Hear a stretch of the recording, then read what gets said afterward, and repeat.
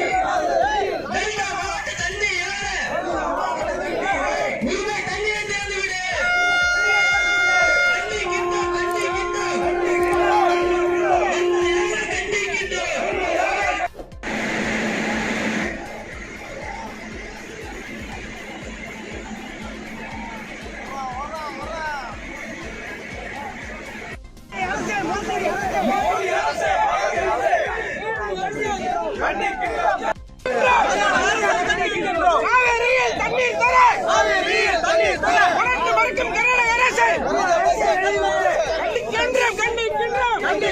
கண்டிக்கின்றோம். ஒன்றிய அரசு பிஜேபி அரசு வஞ்சிக்காதே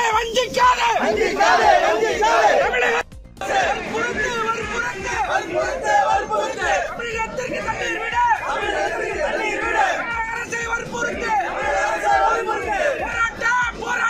போராட்டம் ரயில் மறியல் போராட்டம்.